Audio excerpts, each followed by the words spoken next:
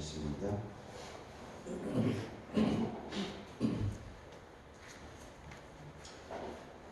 시편 제가 늘 묵상기도 할 때 읽어드리는 건데 이번 주부터는 이것도 읽어드리게 같이 읽겠습니다. 시편 91편 2, 3편입니다. 나는 여호와를 향하여 말하기를 그는 나의 피난처요 나의 요새요 내가 의뢰하는 하나님이라 하니 이는 그가 너를 새 사냥꾼의 온무에서와 심한 전염병에서 건지실 것임이라. 미가서 7장 8절입니다. 나의 대적이여 나로 말미암아 기뻐하지 말지어다. 나는 엎드러질지라도 일어날 것이고 어두운 데에 앉을지라도 여호와께서 나의 빛이 되실 것입니다. 로마서 8장 18, 19절입니다. 생각하건대 현재에 원하는 장차 우리에게 나타날 영광과 비교할 수 없도다. 함께 읽겠습니다. 피조물이 부대한 바는 하나님의 아들들이 나타나는 것이니. 요한복음 10장 10절 같이 읽겠습니다. 도둑이 오는 것은 도둑질하고 죽이고 멸망시키려는 것뿐이요 내가 온 것은 양으로 생명을 얻게 하고 더 풍성히 얻게 하려는 것이다. 아멘. 오늘 이 본문으로 어두움 후에 빛이 오며 생명 치유 회복 이런 제목으로 말씀을 생각해 보도록 하겠습니다. 오늘 2022년 첫 번째 주일입니다. 오늘 예배에 참석하신 여러분들에게 하나님의 은혜가 함께하기를 바라겠습니다.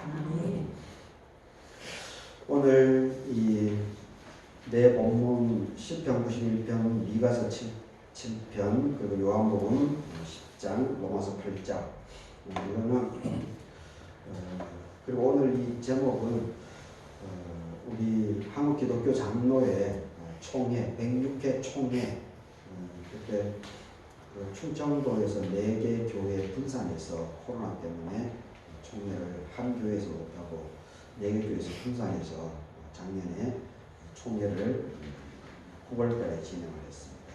그래서 늘 그때 총회 때에 그 다음 해에 총회표를 제정을 하게 되어 있습니다. 총회표를 이제 채택을 해서 그 표에 맞게끔 이렇게 전체 총회 방향성을 잡아 나가는 그런 시간을 갖는데 원래 지금 오늘 어두운 후에 빛이 오고 생명치유 회복 그리고 시편 미가서 로마서 요한복음 이것이 작년 106회 총회에서 결의사항입니다.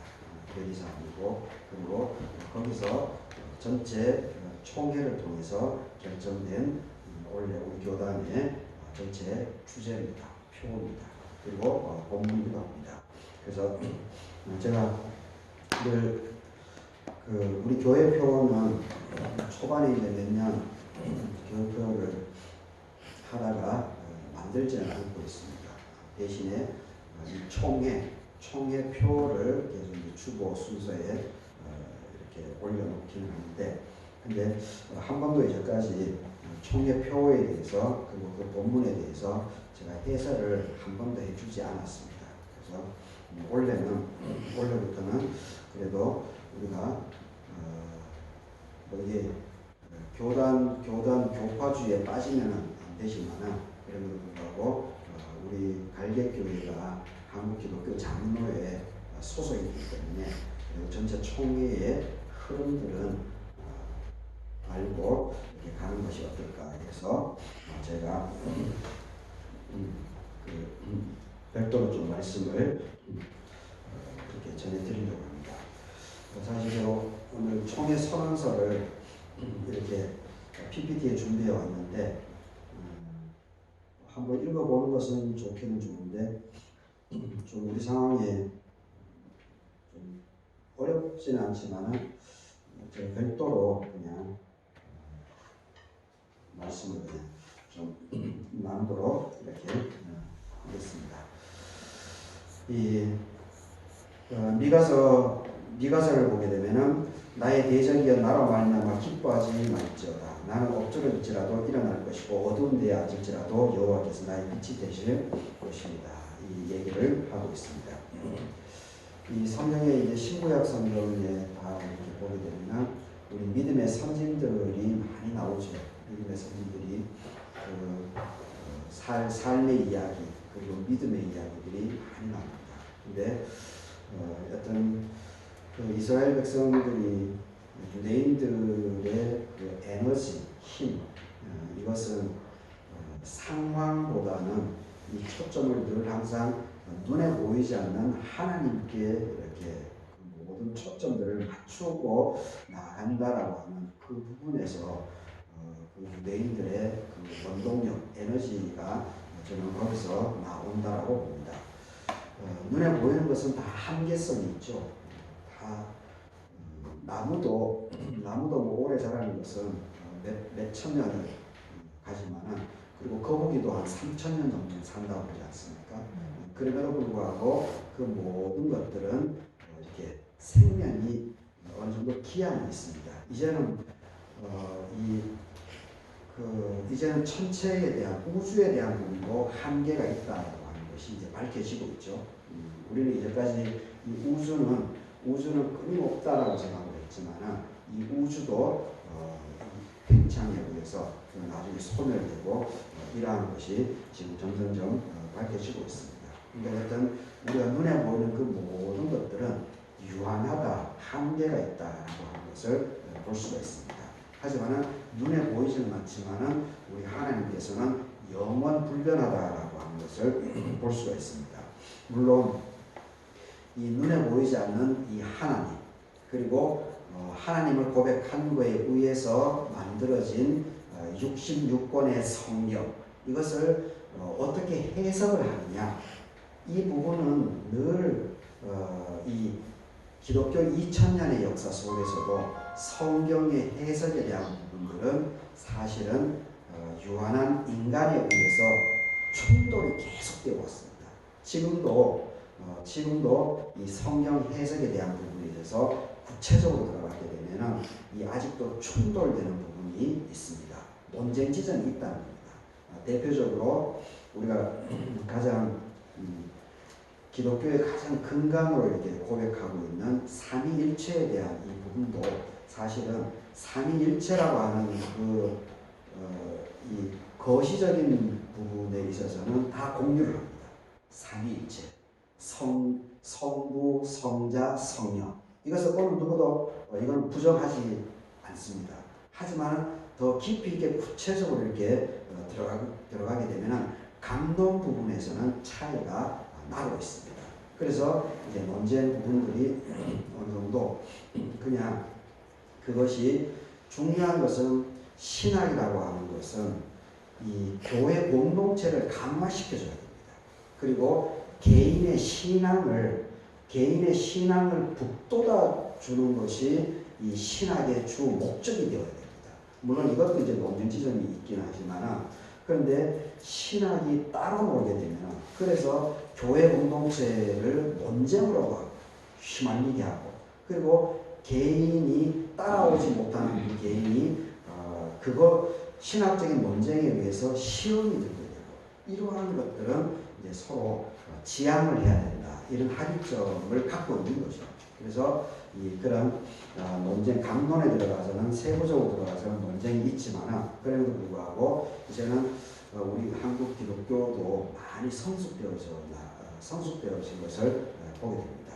그래서 어떤 이 하나님의 이 말씀들이 구체적으로 적용하는 부분에 있어서는 여전히 미묘한 차이들이 있지만 그럼에도 불구하고 전반적으로 이 66권에 대해서 우리가 지금 시대를 살아가는 신앙 공동체로서 그리고 신앙인으로서 어떻게 적극적으로 그리고 은혜가 되는 방향으로 우리가 늘 항상 초점을 맞추고 해석해 나가고 적용해 나가는 그런 삶의 지혜들이 더욱더 필요한 것 같습니다. 그리고 그 부분은 사실은 제가 늘 좀 제가 더 깊이 있게 자꾸 인식을 하게 됩니다.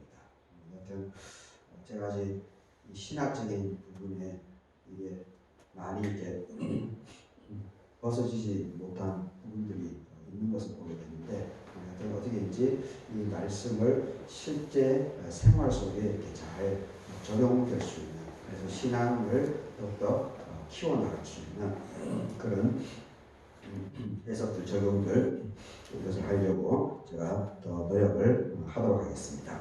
이 미가서 7장 8절에 나의 대적이여 나로 말미암아 기뻐하지 말지어다. 나는 엎드러질지라도 일어날 것이고 어두운 데에 앉을지라도 여호와께서 나의 빛이 되실 것이다.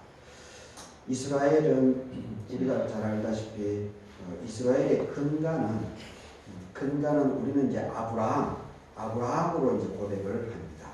아브라함으로 고백하는데 그것은 역사적으로 보면은 이제 아브라함부터 시작하는 건 사실이지만 그런데 이스라엘이라고 하는 유대인들에 있어서 이 공동체적인 가장 강한 이 공동체의 그 경험 그리고 이 유대인들을 계속해서 이렇게 이끌었던 그 힘의 자양분은 사실은 이집트의 400년에서 450년에 걸친 노예 생활입니다. 이 이집트의 노예 생활이 없었다라고 한다면 아마 이 성경 구약에서 특별히 고백되는 사회 약자에 대한 이러한 고백은 나올 수 없었을 겁니다. 전부 다 이 고대 근동에 따른 신들 우리가 이제 바알 대표적인 것이 바알이죠. 이 어떤 바알뿐만이 아니고 전 세계의 모든 신들은 전부 다 그 야훼 하나님하고 이 다른 신들의 차이점이 극명하게 드러나는 것은 뭐냐면은 다른 모든 신들은 권력 중심이 있습니다. 권력을 지지해 줍니다. 그러니까 이제 그 임금 체제 이것을 정당화시켜 줍니다. 임금이 어떤 잘못을 했더라도 그 신이 그 왕의 자잘못을 지적하지 않습니다. 하지만은 야훼 신앙, 야훼라고 우리가 지금 이제 하나님이라고 고백되는 이 유대인들에 의해서 지금 이렇게 발견이 되어서 지금 이어지고 있는 이 야훼 신앙은 이게 벌써 출발 자체부터 다릅니다. 출발 자체부터. 이 야훼 신이라고 하는 것은 절대 권력을 갖고 있더라도 이 사람들에게 야합을 하지 않는 특성을 갖고 있습니다. 물론 이제 중세에는 이 특성에서 좀 벗어났죠. 교황, 황제권이 기독교화되면서 국교화되면서 그런 병리 현상이 일어났던 겁니다. 그래서 결국은 종교개혁 때 루터를 비롯해서 칼빈, 쯔윙글리 이런 유럽에 있는 젊은 신학자들, 젊은 신앙인들 이런 사람들에 의해서 그 문제점이 이렇게 들고 일어나버리게 되는 거죠. 그러면서 다시 야훼 신앙의 본류대로 가야 된다. 그리고 성경을 제대로 해석해야 된다라고 하는 그런 큰 흐름들이 또 일어나게 된 것을 보게 됩니다. 하여튼 이 야훼 신앙하고 다른 모든 신들의 근본적인 차이, 절대 권력을 인정하지 않는 이 차이, 이것은 결국은 이집트의 노예 생활입니다.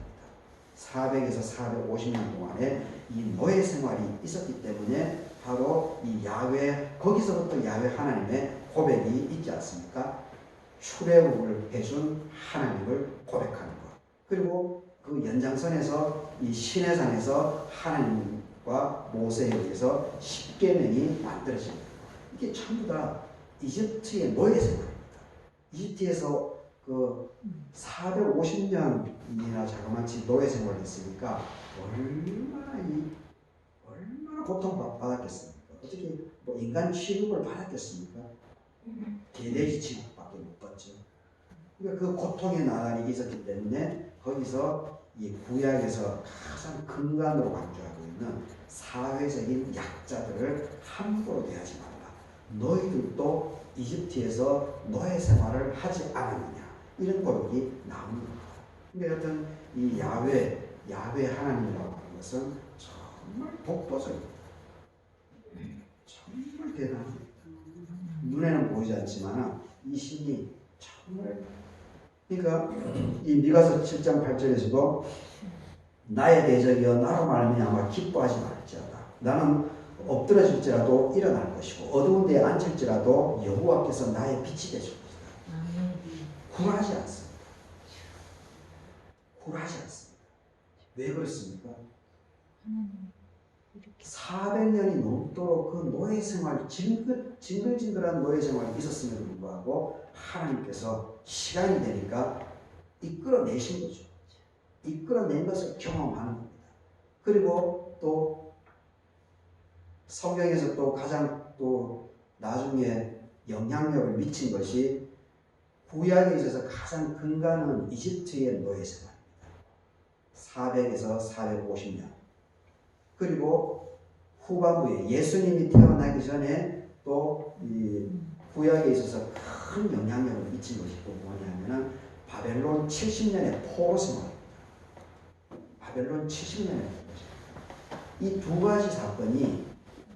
가지 사건이 이 야훼 하나님을 야훼 하나님답게 만들어내는데 엄청난 기여를 합니다.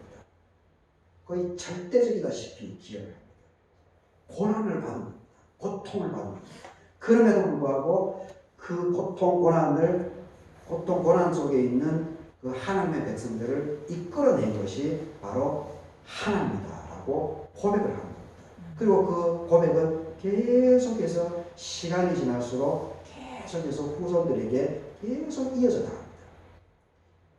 이 참 이러한 고백이 이게 고백의 힘입니다. 고백의 힘. 고백의 힘. 우리에게 그 고백의 언어로 그 글을 쓴 것이 이제 어거스틴이라고 하는 사람이 있지 않습니까? 어거스틴의 고백록이 기독교인들에게 아주 기독교인들뿐만이 아닙니다. 교회를 다니지 않는 이들에게도 이 어거스틴의 고백록이라고 하는 것은 엄청난 영향력을 미치고 있습니다. 근데 거기도 보게 되면 어거스틴이 자기의 부끄러운 과거들을 거기에 다 기록하고 있습니다. 다 기록하고 있습니다. 하나님을 초점에 두고 하나님을 기준으로 해서 어떻게 자기의 삶이 하나님께서 어머님의 기도에 의해서 자기의 삶이 하나님께로 이끌려져 나가는가에 대해서 거기서 참 기술을 하고 있습니다. 하여튼 이러한 그 신구약 66권의 성경이 바로 이렇게 이 엄청난 그런 힘을 갖고 있는 겁니다. 고백의 언어를 갖고 있는 그런 힘을 성경은 갖고 있습니다. 그래서 여기서도 나의 대적은 나와 경쟁하는 사람, 나를 시기 질투하는 사람들은 내가 넘어지게 되면은 기뻐하죠. 즐거워합니다. 그런데 여기서 하나님을 믿는 우리가 넘어졌을지라도 어두운 데에 앉아 있을지라도 여호와께서는 나의 빛이 된다라고 이렇게 알기 때문에 고백을 합니다. 알기 때문에. 내가 직접 경험하지 않았더라도 내 조상들이, 내 믿음의 선진들이 그런 것들을 경험했고 그 어두움의 시기, 고난의 시기, 그리고 압박의 시기, 그리고 식민지 노예의 시기, 이러한 것들을 어떤 식으로 극복해 나왔는지, 그리고 하나님께서 어떻게 극복시켜 주셨는지, 이것을 이야기를 들어서 알고 있는 겁니다. 체화가 되어 있는 겁니다. 그래서 어두운 데 앉을지라도 여호와께서 나의 빛이 되실 것이다 라고 이렇게 자신감 있게 고백을 할 수 있는 겁니다. 이게 신앙의 힘입니다. 이게 야훼 하나님을 고백하는 우리들의 힘입니다. 이러한 것들을 우리 내재적인 힘으로 우리가 잘 만들어 가야 됩니다. 잘 만들어 가야 됩니다. 언제 어디서 어떤 상황을 우리가 경험할지 모릅니다. 근데 그 모든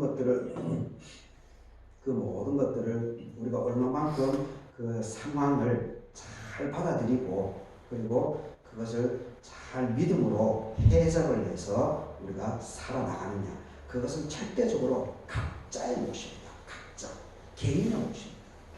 개인.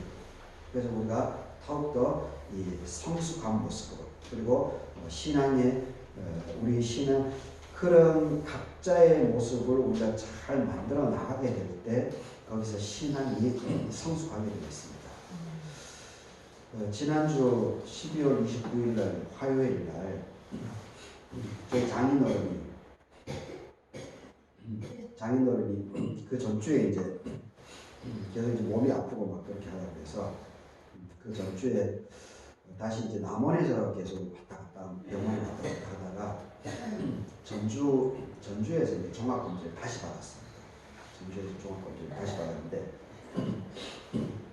이제 지난주 화요일 날 이제 결과가 발표가 됐습니다. 29일 날. 그래서 이제 전주에 이제 큰처형이 살기 때문에 큰처형이 그 아버님을 모시고 이렇게 메어리로 오면서 이제 전화를 하시더라고요. 그러면서 큰처형이 그 장인어른이 이제 췌장암 말기라고 이렇게 의사 선생님이 진단을 했다고 하더라고요. 그러니까 그 마음이 좀 짠하죠. 뭐 췌장은 결국 3개월, 많이 살아야 6개월밖에 되지 않습니까? 그래서 우리도 이제 제가 그때 막 왔다 갔다 하느라고 CBMC 준비하고 막 하느라고 그렇게 해서 아내가 먼저 집으로 가고 저도 이제 대충 갈무리하고 다시 메어리로 이렇게 가니까 벌써 다 와 계시더라고요. 그래서 장모님에게까지만 얘기하고 지금 메어리 아버님은 장인어른은 이제 알려주지 않고 있습니다. 근데 하여튼 뭐 사람이 언제 어떤 일이 어떻게 일어날지 모릅니다. 그러니까 하여튼 중요한 것들은 이러한 부분들을 이렇게 담담하게 휘청되지만 그럼에도 불구하고 이렇게 담담하게 이 상황들을 잘 맞이해 나가는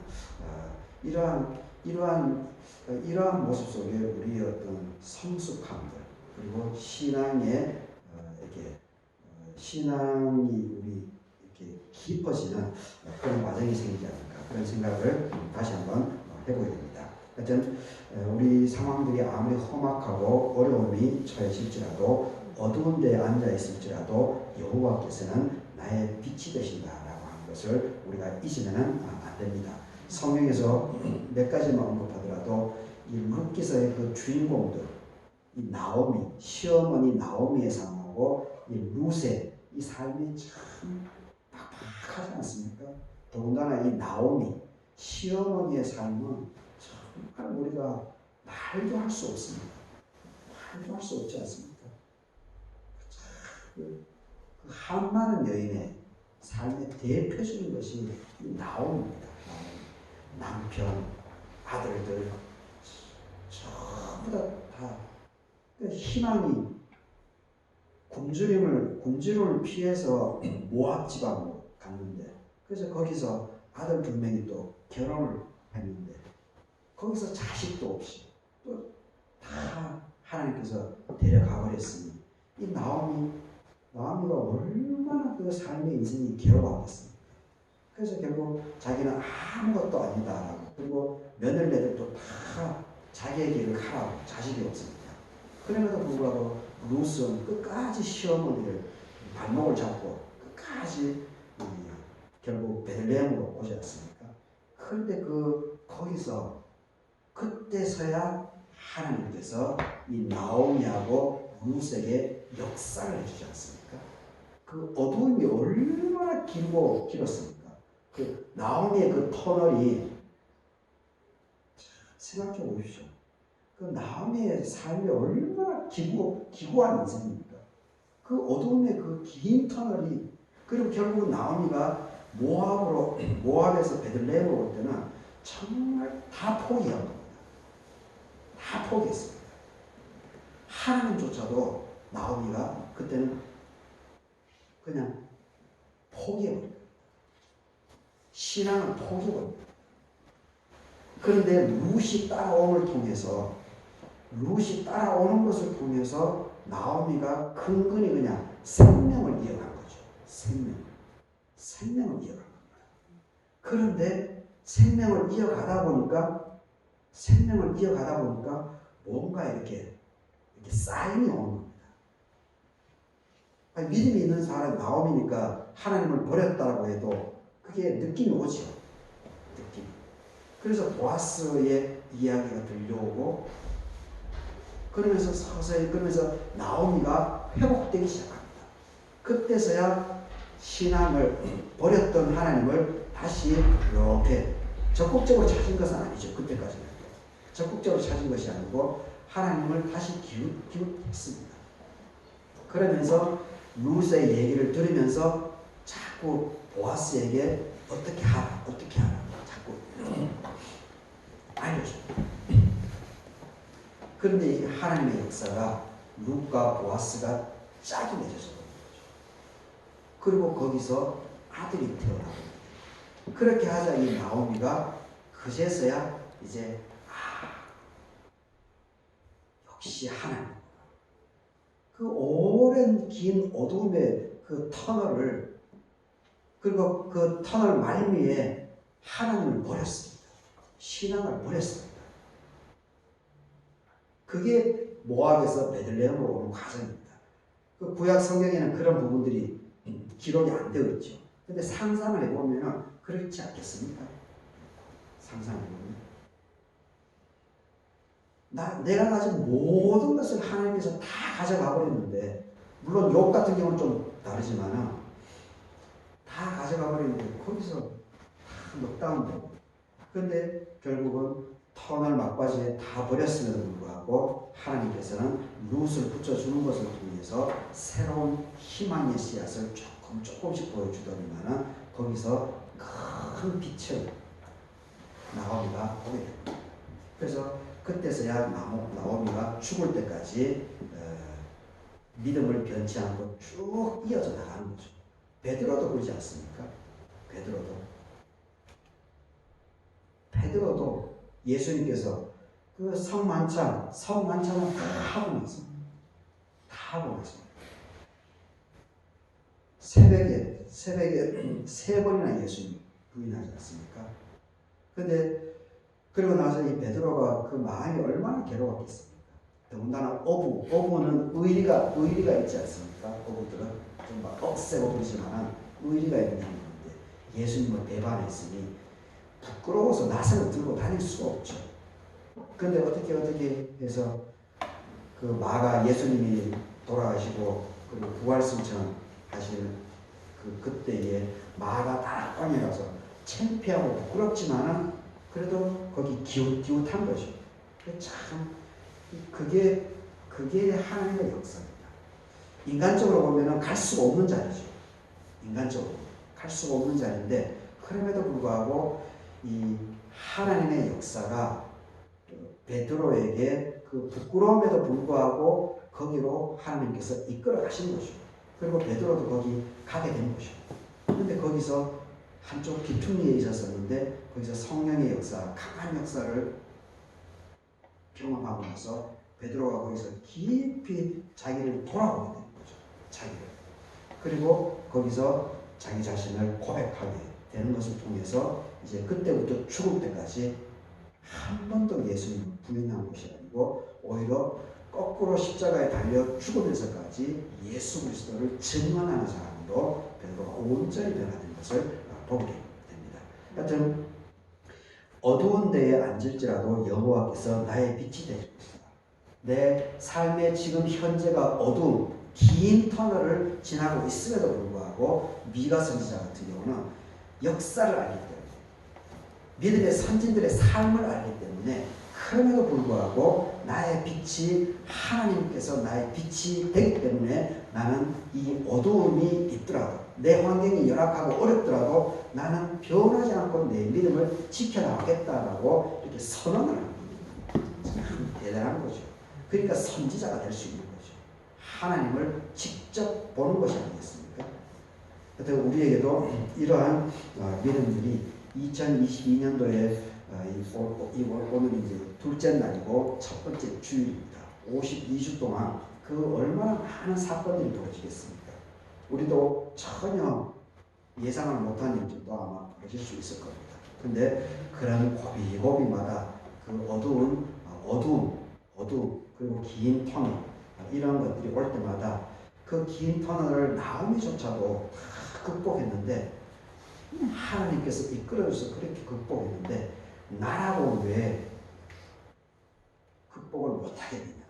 내가 믿는 하나님이 그때의 하나님이 지금도 하나님인데 내가 하나님을 잘 의지하고 믿고 고백하고 그리고 내 자신을 열심히 믿음 생활하고 그리고 주변 사람들을 잘 섬겨주게 되면 반드시 하나님께서는 나의 어두움에 빛을 보내주게 될 것이다. 이러한 마음으로 2022년을 잘 살아나갈 수 있기를 바라겠습니다. 그렇게 하면 반드시 그 마음을 잊지 않는 그 사람에게 하나님께서는 역사해 주게 되어 있습니다. 그 사람이 쓰임받게 되어 있습니다. 이건 뭐 우리가 신구약 성경뿐만 아니고 간증하는 사람들 속에서 그걸 많이 보지 않습니까?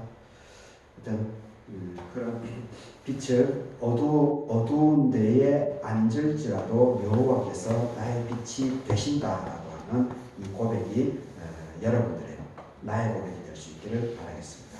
그리고 로마서 18장 19절 보게 되면 생각하건대 현재에 원하는 장차 우리에게 나타날 영광과 비교할 수 없다.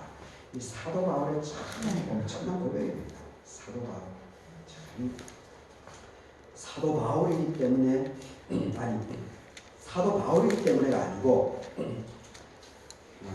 사도 바울이기 때문이 아니고 하나님을 진하게 경험했기 때문에 이런 고백을 할 수 있는 겁니다.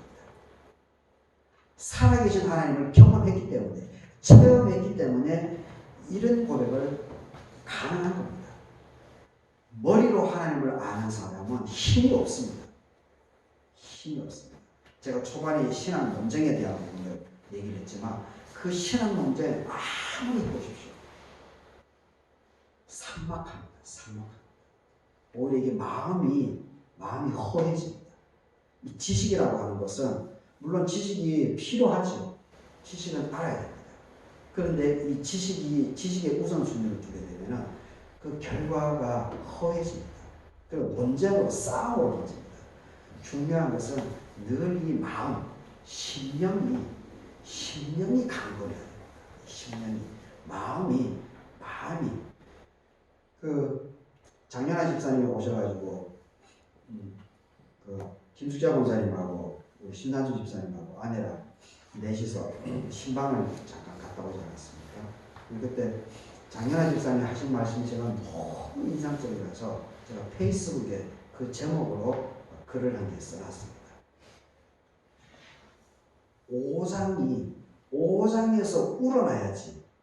5장에서 우러나야지 전도한다고 되는 게 아니라 말로만 얘기한다고 해서 되는 게 아니라